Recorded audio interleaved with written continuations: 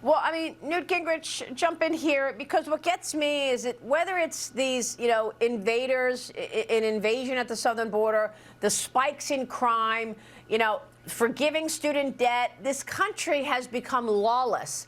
And I think when you look at this video that I want you to look at here that's gone viral, this is a TikToker going viral because he's telling people he wants to explain to illegal migrants how they can take advantage of U.S. squatting laws. That, the video is still up, by the way, on Facebook, on Instagram. Where's Facebook and Instagram? Why aren't they taking this down? He's telling people to go steal Americans' homes. Watch this. Mi gente! My people, I have thought about invading a house in the United States because I learned there's a law that says if a house is not inhabited, we can expropriate it. I think that will be my next business, invade abandoned houses. Newt, your reaction? Well, what do you expect? You're the richest country in the world.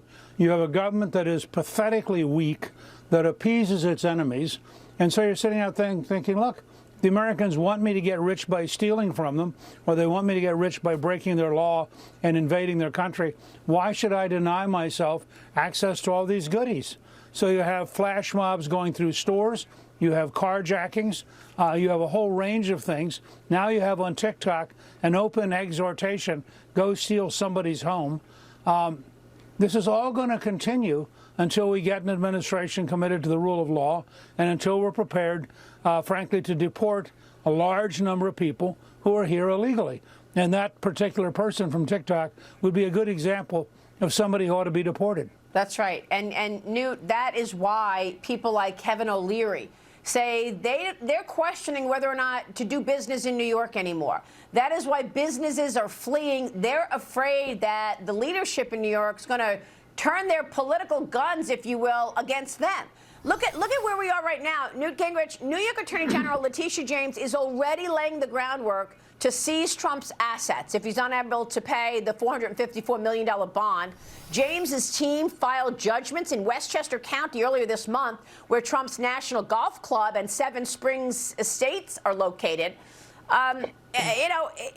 This is the issue right here, and Trump took a swipe at her on Truth Social yesterday, writing, numerous businesses have ended plans to relocate into New York because of the fabricated witch hunt against me. Newt, your thoughts? Well, I mean, first of all, Letitia James is probably driving more taxpayers and more profitable businesses out of New York than any other single example. We've already had over 600,000 New York taxpayers leave to go to Florida or Texas or Georgia or North Carolina or Tennessee. So the flight will just increase. But remember, 40 years ago, Tom Wolfe wrote Bonfire of the Vanities, in which a corrupt New York judge and a corrupt New York prosecutor get an extraordinary sentence for a white financier who'd been involved in a hit-and-run case. That's 40 years ago.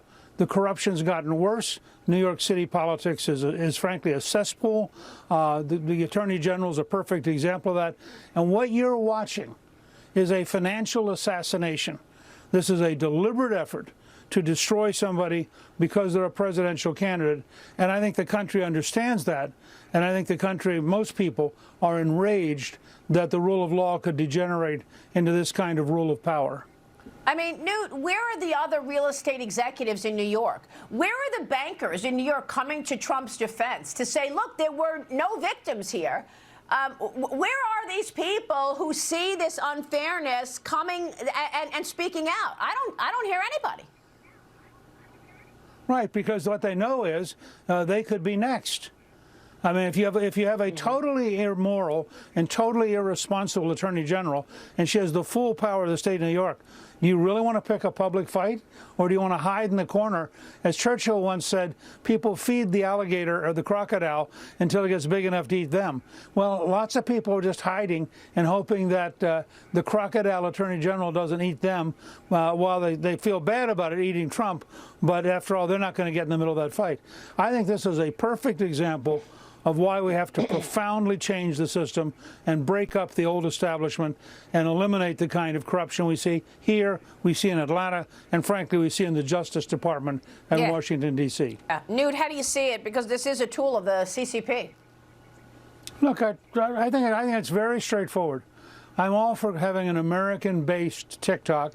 I'm totally opposed to a Chinese TikTok.